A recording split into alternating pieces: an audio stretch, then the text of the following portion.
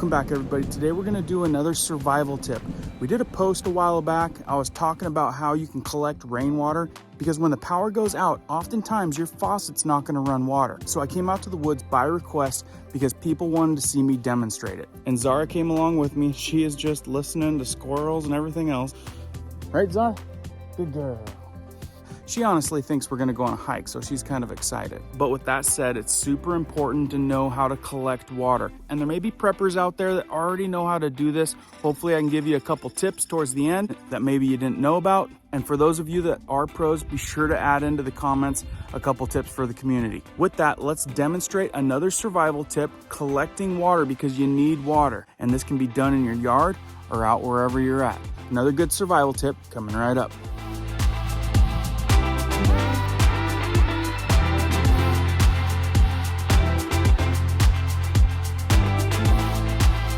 Welcome back to all the subs. If you're brand new here and like survival tips, prepping tips, how-tos, and news that affects you, be sure to hit that notification bell so you guys can stay up to date. Let's jump into this one. Okay, so like I've said, power goes out, you might not be able to turn on the faucet. You might go through all of your stored water. You need to know how to collect some rainwater if that's what you gotta do. So let's go through a few things that you're gonna need. One is a tarp. If you're out in the mountains or in a bug out location, I recommend getting a camouflage tarp. You can also get camouflage twine and rope. This stuff right here works really good, but that's an advanced tip I'll show you towards the end. Now I often use paracord. You can get camouflage paracord like this. You can get it just regular, or you can get it with reflective threads in it, which means you can see it at night if you flash a flashlight on it. So that would be ideal if you're really bugged out deep, you don't exactly know where you're at, and you want to be able to find that spot after hiking all day. I would use the paracord with the reflective threads. That way I know when I'm flashing the flashlight, it'll light right up and show me the way back to camp. The other thing you're gonna need is a bucket, a tub, something to collect the water. Other than that, some rocks, some sticks, and you're ready to go. This tarp happens to be, I believe, an 8x10. The next part can be tricky. You gotta find 4 trees that are somewhat squared out for you. You can see these two. Hi, Zar. So you can see these 2 trees and these 2 trees, which are a little bit wider than I like, but that's where your rope comes in. The next thing you want to do is lay out your tarp. You want to square it off so that each corner is kind of pointing in the direction of the trees that you're going to tie it off to. Okay, so once you got that squared off, now you're going to take some of your rope and you're going to tie off that corner and you're going to tie off that corner. The rear side has to be tied up as high as you can reach, and that's if you're doing it with trees. You can also do this with fence posts, stakes in your yard really well. So then you want to do the other corners and you want to tie them a little bit lower, but not too low so that your bucket or your tote doesn't fit underneath there. Another thing I want to recommend is do some loose knots. Don't tighten them up right away because you might want to go over to one corner and move it up the tree or down the tree, snug it up a little bit. The back end can be pretty tight across the back for the most part, but you really want to look for that gradual belly down all the way down the slope. That way that water concentrates to the center and it runs straight down to your bucket or your tote or whatever you're gathering your water in.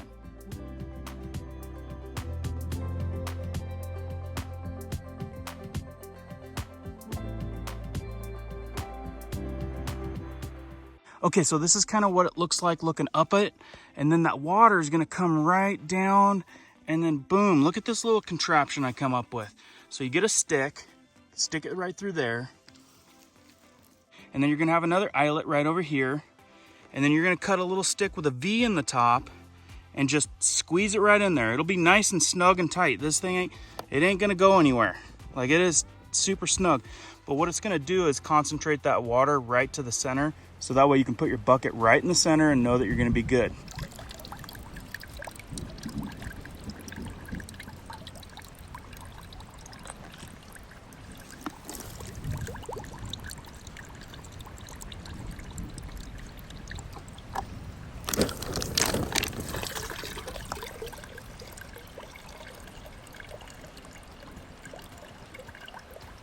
It's not gonna be a bad idea to do a couple test runs.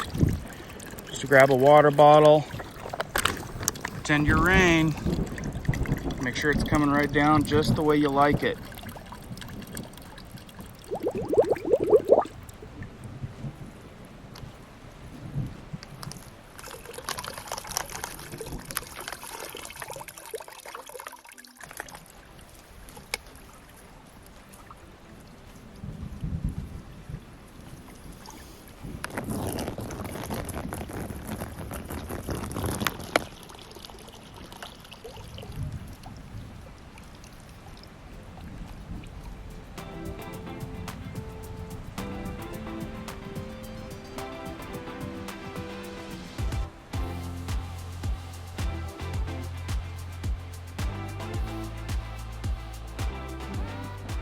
can spend a lot of time and critique this thing, make it really foolproof. But this is a quick, crude style, off-grid style of doing this really quick with bare minimal stuff to use. We can take it one step further and put this lid right here on top of that. And let me go home real quick and we'll show you how to do that. You put a screen, it's kind of like a little pre-screen. You're still gonna wanna purify this water before drinking it. Okay guys, we're back here at home. So this is something that you could do with the lid. What it's gonna do, like I said, is pre-screen the larger materials that goes into your bucket of water. You're gonna need some drill bits. I like to tend to go for like 1 inch to 1.25 inches drill.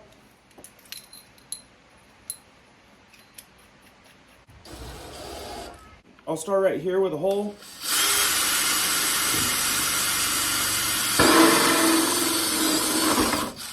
Then I'll come right over here.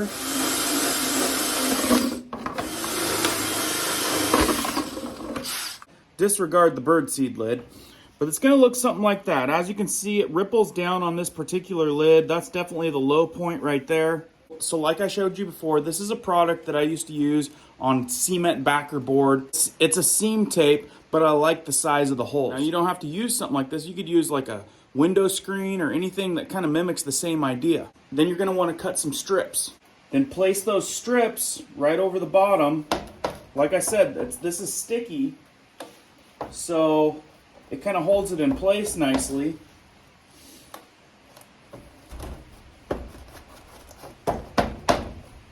Then you could take some silicone caulking or some epoxy and just go around this perimeter just to hold it in place. That way if the pressure from the top gets too heavy, it won't blow it out. Like I said, it's gonna strain out all that large material, leaves, pine needles from your water so you don't have to do it before purifying your water.